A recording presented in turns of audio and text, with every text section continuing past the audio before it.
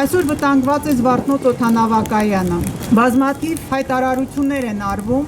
որ Զվարթնոց օդանավակայանը վտանգավոր է, քանդվում է, որ Զվարթնոց օդանավակայանը հնարավոր չի արդիականացնել, որտեղ չի համապատասխանում միջազգային պահանջներին, այդ ամենը բացառիկ սուտ է։ Բազմաթիվ հանձնաժողովներ են կազմվել մասնագիտական, որոնք որ այցելել են Զվարթնոց օդանավակայանը եւ մի մարդու կարտիքը եզրակացությունը, որի վրա հենվում է Էռնեկյանը, մերժել են, հերկել են եւ պնդել են, որ շատ հեշտությամբ հնարավոր է վերականգնել Զվարթնոց եւ ամրացնել Զվարթնոց օդանավակայանը, եթե այդպիսի անհրաժեշտություն կա։ Մեր կողմից արվել են նախագծեր, որոնք որ ի հայտ են բերել մոտ 40,000 թաքնված մակերեսներ Զվարթնոց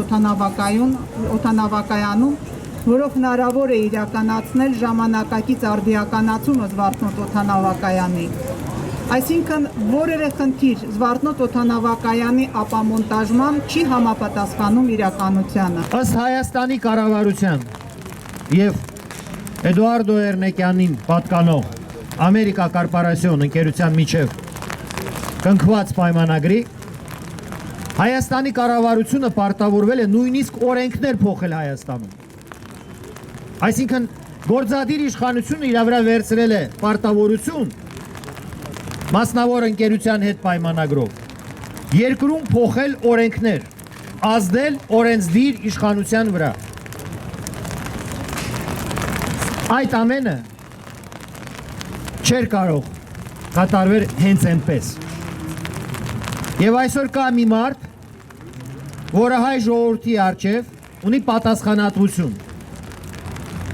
օդանավակայանի հետ կապված այս հարցում, որ այսօր քանդում են,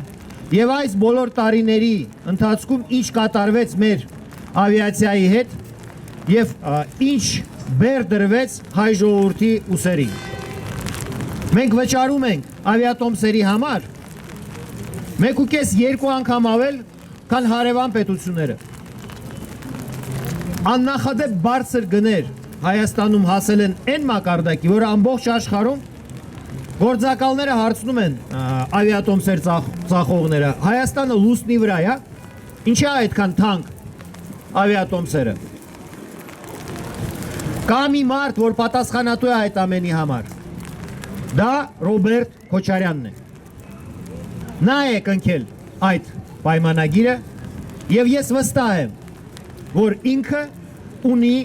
կոռուպցիոն ռիսկեր եւ թաքնված շահեր այս գործարքի հետ կապված։ Էռնեկյանը ինչ ուզում Հայաստանում անում է։ Ուզում է քանդել, քանդում է,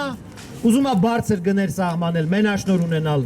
սահմանում է այդ մենաշնորը եւ ոչ ոք, մի ամբողջ պետություն, ոչ դատարան, ոչ դատախազություն, ոչ ոստիկանություն, որևէ հարց